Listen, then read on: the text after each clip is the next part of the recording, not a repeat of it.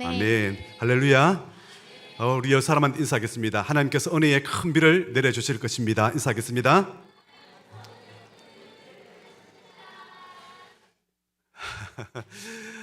여러분 교회 오는 것 어떻습니까? 큰 소리 하겠습니다. 여러분 오늘 어떻습니까? 좋습니다. 우리 영혼의 모든 걸 합하여서 좋습니다 하는 순간에 우리 몸이 엘도핀이 막 나오고 신진대사가 돌아가기 시작하는 것입니다. 다시 한번 하겠습니다. 여러분 오늘 어떻습니까? 좋습니다. 할렐루야. 어떤 기독교 집안에 아들이 엄마한테 이렇게 말합니다. 엄마, 요즘 교회 가기 싫어요. 그러니까 엄마가 아들한테 말합니다. 왜 가기 싫은데? 제가 교회 가기 싫은 세 가지를 이야기하겠습니다. 첫째, 주일에는 저도 좀 쉬고 싶습니다. 좀 잠도 많이 자고 싶고 좀 쉬고 싶습니다. 둘째, 교회가 너무 분위기도 어둡고 답답합니다. 그래서 가기 싫습니다. 셋째, 교회 또 성도님들도 얼굴이 어둡고 침침하고 교제도 하기도 어렵고 힘이 듭니다. 그래서 저는 교회 가기 싫습니다. 그렇게 얘기를 합니다. 그랬더니 엄마가 이렇게 얘기합니다. 그러면 아들아, 내가 교회를 꼭 가야 되는 세 가지 이유를 내한테 얘기해 주마. 첫째, 우리가 예배 드리는 것은 선택이 아니라 이건 업무다. 그러므로 예배를 드려야 된다. 둘째, 우리가 예배를 드리는 것은 하나님을 보고 드리는 것이지 사람을 보고 드리는 것이 아니단다. 그러므로 예배를 드려야 된다. 셋째, 그 무엇보다도 너는 이 교회 담임 목사가 아니냐. 담임 목사가 예배를 빠지면 어떻게 되겠다는 거냐. 그러므로 너는 예배를 드려야 된다. 이런 이제 옛날부터 내려왔던 그런 얘기가 있는데요. 정말 예배는 너무 중요합니다. 우리는 왜 살아가느냐? 예배 드리기 위해서 사는 존재인 거 여러분 꼭 기억하시기 바랍니다. 어느 교회 주일학교 선생님이 아이들에게 이렇게 설교를 하고 나서 그렇게 이제 질문했죠. 얘들아, 우리가 어떻게 하면 천국에 들어갈 수 있을까? 우리 집에 있는 집도 팔고 자동차도 팔고 냉장고 팔아서 우리 하나님 앞에 드리면은 우리 천국 갈 수 있을까? 아니요. 그러면은 교회 가서 매일같이 교회를 청소하고 봉사하고 잘 섬기면은 우리 천국에 들어갈 수 있을까? 아니요. 그럼 어떻게 가? 그러니까 한 아이가 손을 들고 이렇게 말합니다. 예, 죽어야 천국 가죠. 그렇게 얘기를 하는 겁니다. 여러분 오늘 그 말씀을 준비하면서 죽어야 천국 간다는 개념은 성경적인 개념이 아니에요. 여러분 우리는 불교적인 개념을 많이 가지고 믿고 있는데 성경은 단 한 번도 죽어서 천국 간다는 개념으로 쓰지 않습니다. 우리는 어떻게 성경 말씀을 이해해야 되냐면은 예수님을 믿으면은 우리 영혼이 거듭나고 바로 우리 안에서 먼저 하나님 나라가 이루어지는 거 믿습니다. 그래서 예수님을 믿는 우리 마음이 먼저 천국이 되고, 천국이란 것은 무엇이냐? 하나님께서 통치하는 곳, 하나님께서 임재하신 곳이 바로 천국인 줄 믿습니다. 그러므로 여러분 우리 마음이 천국이고 저와 여러분 모두가 이 자리가 현장이 하나님 나라가 인 줄 믿습니다. 그런 뜻에서 우리가 오늘 함께 예배드리는 여러분들은 너무 잘 오셨고 크게 은혜 받길 바랍니다. 오늘 말씀 가운데 하나님께서 여호수아에게 명령한 대로 그대로 순종을 했습니다. 여호수아야, 법궤를 제일 앞에 앞세우고 이스라엘 백성들은 그 뒤를 따라서 매일 한 바퀴씩 돌고 그리고 마지막 일곱째 날에는 7바퀴를 돌고 나팔을 불면 크게 함성을 지르라. 그리하면 여리고성이 무너지게 될 것이다. 그렇게 순종을 했더니 정말 여리고성이 무너지게 됩니다. 그리고 이제 여호수아는 그 이스라엘 백성들에게 점령을 해서 이렇게 말합니다. 여리고성에 있는 모든 것을 다 진멸해야 된다. 그러나 기생 라합의 집에는 거기 창에 붉은 줄이 있을 것이다. 그 붉은 줄이 있는 그 집의 사람들은 죽이지 말고 꼭 구원하도록 하라. 이렇게 당부를 하고 있습니다. 여러분 왜 이 붉은 줄이 있는 그 집 창문은 그 창에 붉은 줄이 있는 그 집에는 왜 죽이지 않고 멸하지 않고 꼭 구원하라고 이렇게 얘기를 하고 있습니까? 그것은 바로 약속 때문에 그렇습니다. 이스라엘 정탐꾼 2명이 여리고성을 정탐하러 갔는데 벌써 아마 조사하는 사람들이 거기에 상부에 조사를 해서 올립니다. 그랬더니 수상한 이스라엘 사람이 우리 성에 들어왔습니다. 아무리 봐도 스파이, 첩자인 것 같습니다. 그 사람을 잡아서 정말 우리가 신문을 해야 됩니다. 그러니까 이제 군인들이 지금 뭐 잡으려고 지금 해란입니다. 그리고 기생 라합의 집이 성문, 성벽 위에 있기 때문에 아무래도 많은 사람들이 오가고 잘 보이는 장소이기 때문에 눈에 띄기 쉽습니다. 그래서 그 집에 닥칩니다. 이보시오, 여기 이스라엘 사람 두 사람이 왔다 그러는데 본 적이 없어? 예, 저는 많은 사람들이 오고 가기 때문에 저는 잘 모르겠습니다. 혹시 비슷한 사람이 두 사람이 왔다가 가긴 했는데 지금 해가 지기 전에 성문으로 빠져나갔으니까 지금 축에 가서 가면은 어쩌면 잡을 수도 있습니다. 그렇게 해서 군인들을 빼돌렸습니다. 그리고 나서 이스라엘 백성들을 그 두 사람을 숨겨두어서 그 사람을 살려줬죠. 그 두 사람이 감사를 표합니다. 아, 참 고맙소. 우리를 구해줘서 참 고맙소. 그랬더니 이 여인이 말합니다. 아, 그런데 하나 부탁이 있습니다. 저는 이스라엘 하나님에 대한 소문을 들었습니다.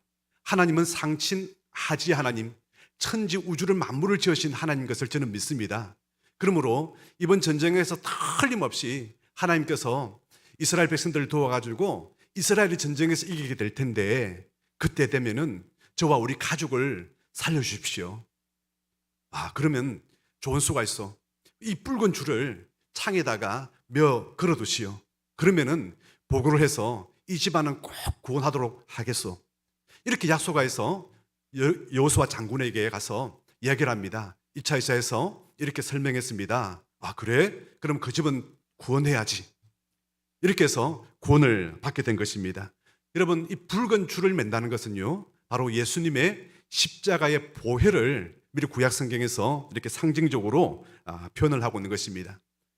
여러분, 우리는 예수님의 십자가를 믿어야만이 우리가 제사함을 받아서 구원을 받는 줄 믿습니다.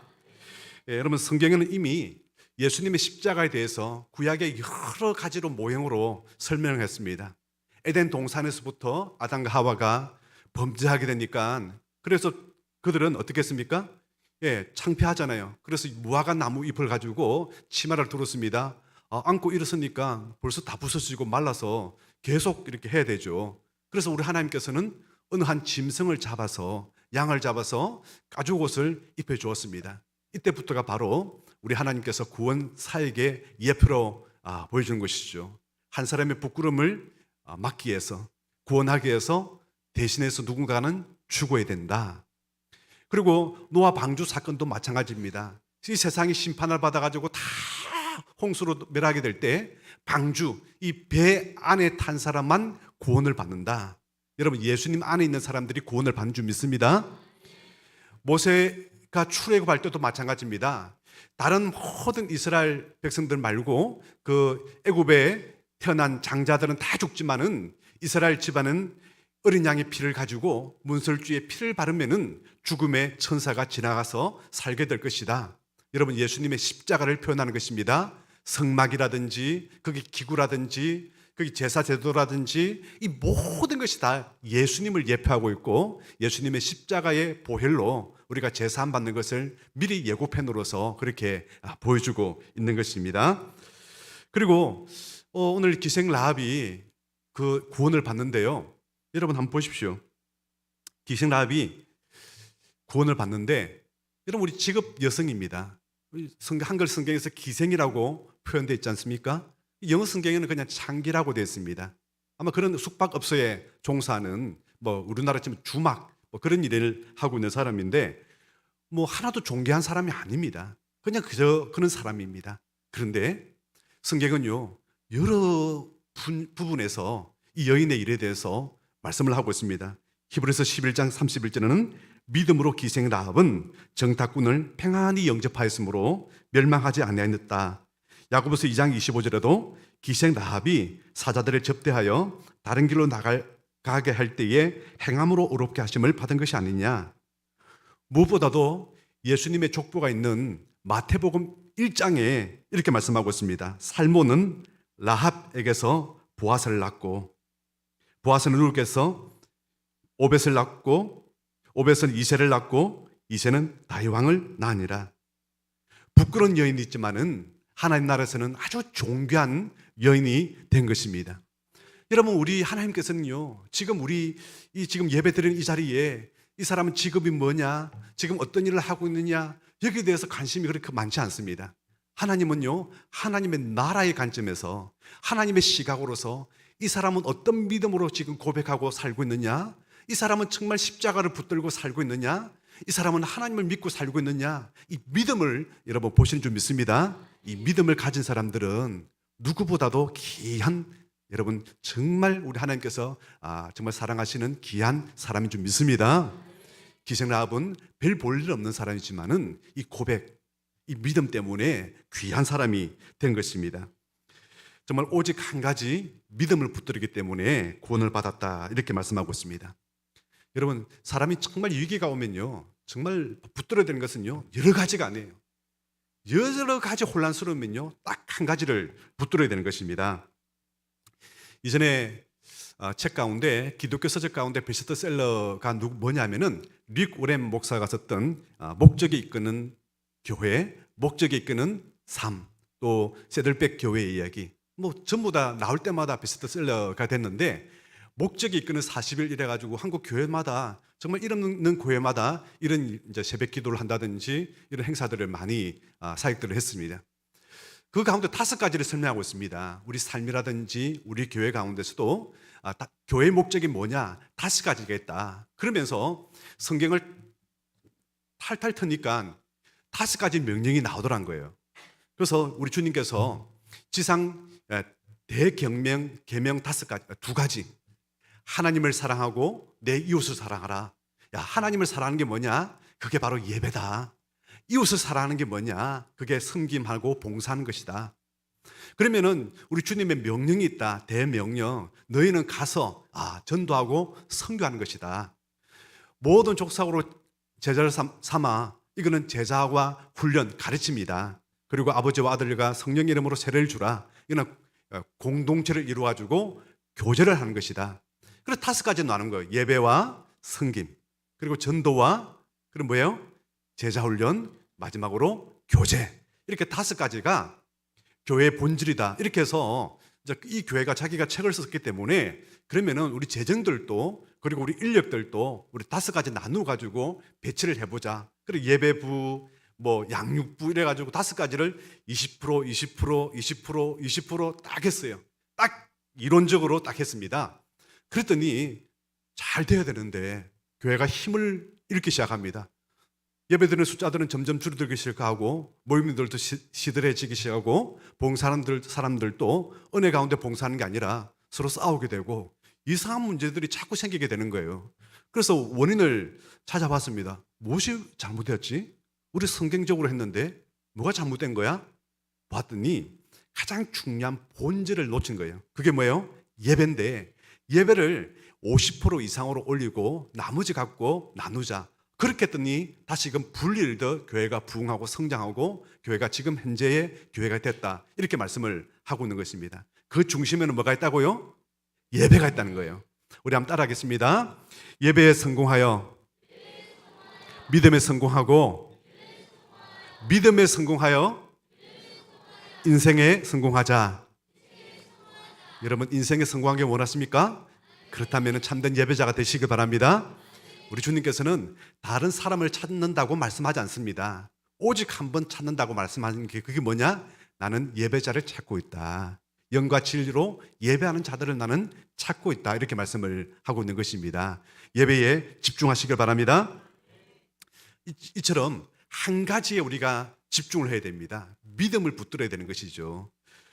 이전에 한번 전도 동력 세미나를 참석했습니다. 거기 민경설 목사님이 강의 중에 이런 얘기를 하셨어요.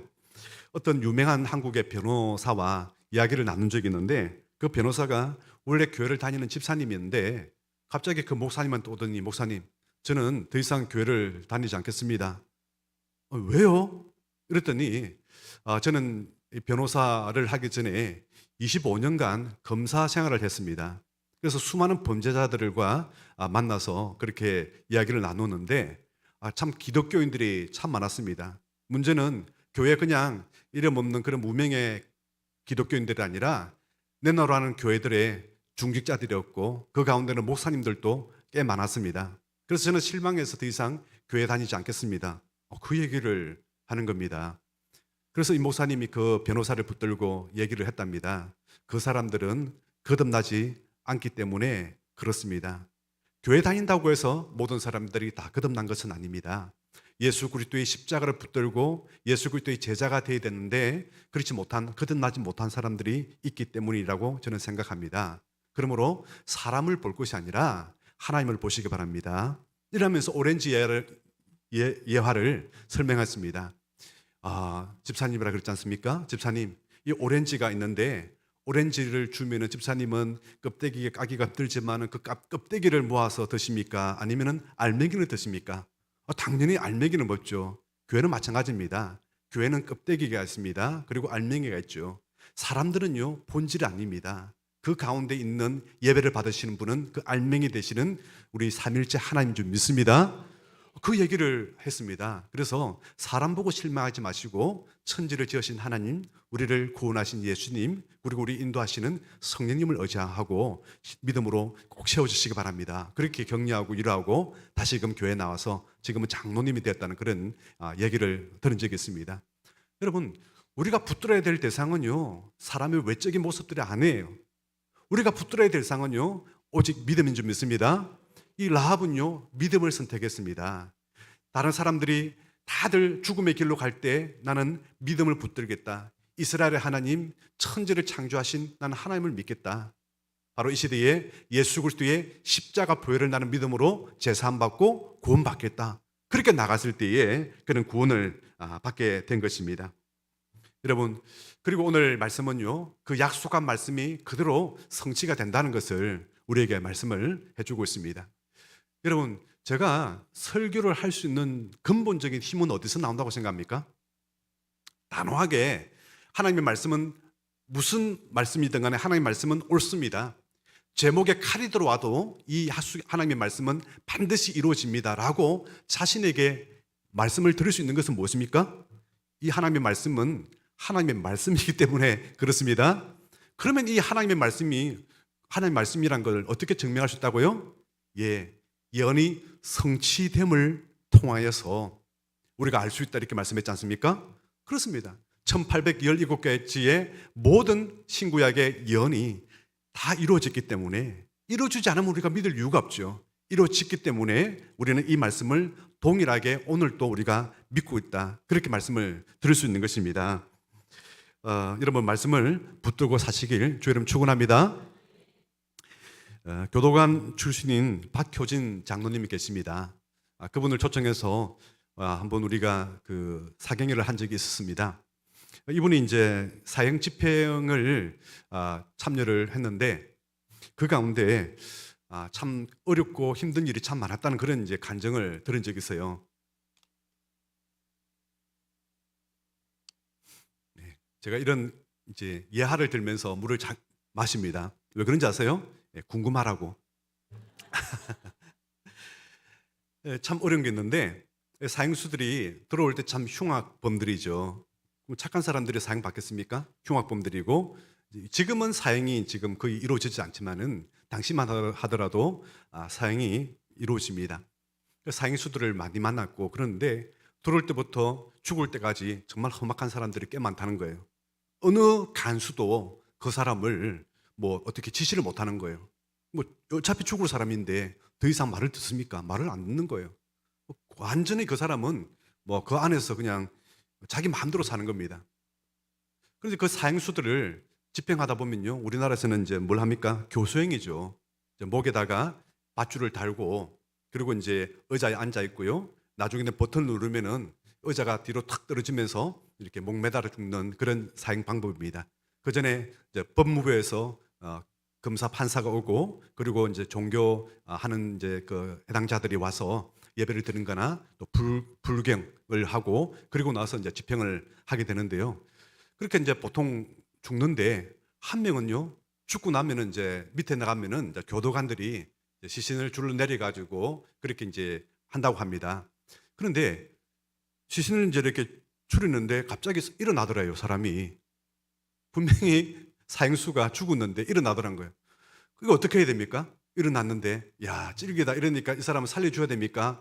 사형해야 됩니까? 그래가지고 전화를 한 거예요. 이게 큰일 났다고. 그러니까 이미 법무부에서는 갔고 그리고 또 종교 또 참여하는 참관인들도 갔고 다 가고 없는데 어떻게 됩니까? 이러니까 내린 결론이 뭐냐면은 다시 한 번 더 목매달아라. 그래가지고 다시 꼭 올라가가지고 의자 앉혀가지고 목매달고 그래가지고 다시 두 번째 해가지고 그렇게 했다는 것입니다. 얼마나 잔인합니까? 그런데요, 그 사행수들이 다른 사람들은 안하무인인데 사형 집행하는 관수들은요, 그 사람한테는 너무 잘하더란 거예요. 왜 그러냐면 인사를 고백하면서 저 갈 때 잘 좀 보내주십시오. 그렇게 얘기하더란 거예요. 그런데 저는 몰랐어요. 이 교수형을 하면은 그냥 똑같은 방식으로 교수형이지 그것도 잘 보내주는 방법이 있고 잘 못 보내주는 방법이 있는가 몰랐는데 그 교도관들은 알고 있는 거예요. 그 교수형 할 때 줄에 그 매듭을 어느 위치에 두느냐에 따라서 달라진다는 거예요. 귀 뒤에 급소가 있는데 그 위치에다가 딱 하면은요, 사람이 고통 없이 단숨에 기절하고 바로 간다는 겁니다. 그런데 목 뒤에다 한다든지 앞에다 한다 이러면은 막 안 죽으려고 숨 쉬려고 그렇게 파동거리다고 그렇게 고통스럽게 있다가 죽는다는 것입니다. 이걸 너무나 잘 알기 때문에 그래서 이 그 사형수들이 그 간수한테 그 집행하는 간수한테는 그렇게 뭐 말을 잘 듣는 그런 이 교도관 우리 장로님이 그 역할을 했기 때문에 얼마나 잘하는지. 그래서 사형수들한테 자 우리 예배드리를 하는데 원래 이러면은 다른 사람 말은 아무도 안 듣는데 이 사람 말이면 다 듣는 거예요. 와서 앉아가지고 그 사람 말을 들어주고 그 사람이 하는 얘기를 듣고 어쩌다가 이런 일이 된지를 관점을 다 해가지고 들어주고 그러면서 교도관님은 다 듣고 나서 우리가 이 땅에서 영원히 사는 게 아니라 우리 모두는 다 사형수와 같은데 자네는 좀 있다가 가지만 우리는 조금만 더 살다가 갈 뿐인데 다 가게 될 것인데 그러나 종착역은 다 다르다. 예수님을 믿으면은 천국에 들어가게 되겠지만은 믿지 않으면은 사형수가 아니더라도 다 지옥에 가게 돼 있다. 그러므로 우리가 천국에 갈 수 있도록 하자. 그렇게 전도하면은 너무나도 그 사람들이 예수님을 잘 믿는다는 거예요. 그래서 그 사람들이 그날 이후로부터 막 눈이 막 혈기가 충만했는데 완전히 그 눈이 아주 온화한 눈으로 바뀌고 거듭나서 예배 드리고 찬양 부르고 그러면서 사람들 앞에 선행을 하고 어떤 사람은요 그 안에서 전도왕이 되는 거예요. 사형수인데 옆 사람한테 다 전도해가지고 어제까지만 하더라도 완전히 볼펜 두고 말 안 들면은 막 눈을 찔러버린다든지 막 그렇게 협박을 했는데 너무 착해진 거예요. 양처럼. 그래서 그 사람들이 전부 다 감방에서 다 예수님 믿고 그 감방이 부흥의 역사가 일어난 겁니다. 여러분, 사랑하는 여러분, 우리는요 예수님을 믿게 될 때에 하나님의 역사가 일어난 줄 믿습니다. 성령께서 역사하기 때문에 이런 놀라운 일들이 생기게 되는 것입니다. 이처럼 하나님의 약속은요 반드시 성취됩니다. 그래서 이 정탐꾼들을 섬겨두었던 이 기생의 집과 그 식구들은 다 구원을 받게 된 것입니다. 그러나 오늘 한 가지 더 말씀을 하고 있지 않습니까? 반대로 여호수아는 명사하면서 말합니다. 무너진 이 여리고성을 누가 다시 쌓게 되면은 그 기초를 할 때 장남이 죽을 것이고 그리고 그 성문을 세울 때에 그 막내가 죽게 될 것이다. 저주를 받게 될 것이다. 그렇게 선포를 합니다. 왜 그럴까요? 아니 성벽이 무너지면은 새롭게 다시 쌓을 수도 있지. 왜 이걸 다시 쌓지 못하게 하고 있는 것입니까? 이것은요 다음 세대에게 유산으로 물려주는 하나님의 역사에 대한 하나님에 대한 좋은 교육이 되기 때문에 그렇습니다. 하나님께서 믿음으로 우리가 순종했을 때에 여리고성을 무너뜨려 주시는 놀라운 기적 이 현장을 다음 세대들이 보고 그게 우리가 공부를 하는 것이죠. 야, 우리도 믿음을 가져야 되겠다. 우리도 말씀에 순종하면은 이런 놀라운 일이 생기겠구나. 내 앞에 있는 여리고, 내 앞에 있는 여러 가지 문제들 다 무너지게 되겠구나. 이게 교육이 되는 것입니다. 그런데요, 이 말씀을 무시한 사람이 생기게 됩니다. 나중에 보면은 아하왕 때, 아하왕이 어떤 사람입니까? 가장 우상 숭배를 많이 했던 왕 아닙니까? 이때에 히엘이라는 사람이 일어나서 말씀을 무시하고 야, 그런 말이 있는데 그러면 저주를 받는데 야, 그런 말 하지 마.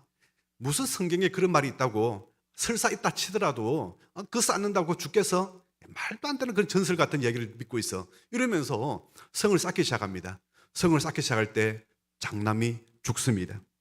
그리고 나서 문을 닫려 할 때 그 막내 아들이 죽어서 완전하게 저주를 받는 말씀이 열왕기상에 나오고 있습니다. 여러분, 우리 하나님의 말씀은 그대로 여러분 성취되는 줄 믿습니다. 여러분, 사람의 예측은요 잘 빗나가죠. 우리가 어릴 때 학교를 다니면서 야, 쟤는 공부도 잘하고 그러니까 나중에 출세하고 잘 살 거야. 야, 쟤는 공부도 못하고 아유, 걸러먹어서 쟤는 나중에 참 실패하는 인생을 살 거야. 그런 사람 있잖아요, 그죠? 그렇게 생각했습니다. 또 어떤 여학생들은 야, 쟤는 인물도 예쁘고 그러니까 좋은 데 시집 가가지고 잘 살 거야. 저 사람은 얼굴이 그냥 은혜 아니면 살 수가 없는 존재이기 때문에 힘들 거야. 소방 맞을 거야. 시집도 못 갈 거야. 그렇게 생각했는데 나중에 만나보면은 그죠? 실패하고 저 사람은 못할 것이라 생각하는 사람이 좋은 차 몰고 오면서 아파트가 몇 채 있고 또 상가 주인이 돼가지고 건물주가 돼가 나타나고요. 저 사람은 성공할 거야 했는데 실패를 거듭하고 지금 그냥 폐인처럼 사는 사람도 있고요. 얼굴이 너무 예뻐가지고 아주 좋은 데 시집 가서 잘 살 거야 했던 사람은 이혼해서 살고 있고, 그런데 얼굴은 별로였지만은 성품이 참 좋았던 그 자매는 성공해서, 어떻게 보면 성공이라는 단어가 좀 그렇지만은 집 잘 가서 행복한 가정을 꾸리면서 살고 있고요. 여러분, 우리 생각은요, 우리의 어느 예측은요 다 빗나갈 때 있습니다. 그러나 우리 하나님의 예언의 말씀은 절대로 빗나가지 않는 것입니다. 찬양 가운데 푸른 마르고 꽃은 시드나 주의 말씀은 영원해, 그 뒤에 보면 이런 가사가 있습니다. 주의 말씀을 믿는 자 주의 구원을 얻으리, 주의 말씀을 행하는 자 그의 능력을 보게 되리. 여러분, 주의 말씀을 믿는 자가 주의 구원을 얻고 능력을 얻게 되는 줄 믿으시기 바랍니다. 그리고 시련을 통해서 여호수아는요 명성이 크게 되었습니다. 여러분, 만약에 여리고 성이 누구나 쉽게 점령할 수 있는 그런 성이다, 누구나 쉽게 무너뜨릴 수 있는 그런 전쟁이다라고 생각한다면은 여호수아의 명성은 그렇게 자자하지 않습니다. 그저 그러니까. 그런데 누가 보더라도 이거는 불가능한 것을 지도자가 나서서 결국은 성내했습니다. 그러니까 그 명성이 위대하게 되는 것이죠. 여러분, 또 이해하니까 제가 또 이렇게 물을 마시죠, 그죠? 일본에 가면은 한국의 장교, 임진왜란 때 두 장군이 신으로 모시고 있어요. 우리는 유명한 장군이 있다고 해서 그 장군을 신으로는 모시지 않잖아요, 그죠? 일본에는 한국 사람인데 임진왜란 때 두 장군을 그들은요 사당을 세우고 신으로 모시고 있어요. 누구냐면은 하나는요 진주 대첩의 김시민 장군이에요. 지금 이거는 이제 그 후손들이 어떻게 자기들이 이제 패션이죠, 픽션이죠. 그렇게 소설을 써가지고 그 후손들이 일본에 살고 있는데 그 후손들이 누구냐? 만화 주인공 캐릭터로도 막 나오고 막 그래요 지금. 왜? 신이니까. 그리고 이수진 장군도 한산 대첩을 세우고 그러면서 신으로 여기고 있습니다. 왜 일본 사람들은 이 두 사람을 신으로 여길까요? 왜 그들은, 우리는 신으로 여기죠, 그냥 위인으로 여기지 그렇다고 해서 신은 아니잖아요. 왜 그들은 신으로 여길까요? 이것은 일본의 문화와 관계가 있습니다. 여러분, 일본에서는요 전쟁에서 패하면은 가문의 명예를 걸고 그 패잔했던 그 장군은요 그 보는 앞에서 할복 추구해야 되는 거예요. 안 죽는 방법은 딱 하나 있습니다. 그 적장이 신이면 돼요. 신과 싸워서 누가 이깁니까?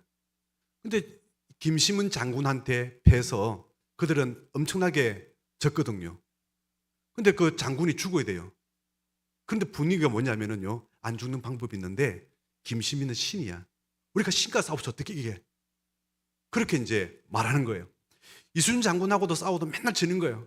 그러니까 죽어야 되잖아요. 살 수 있는 방법이 뭡니까? 신이야. 신과 싸워서 우리가 어떻게 이겨?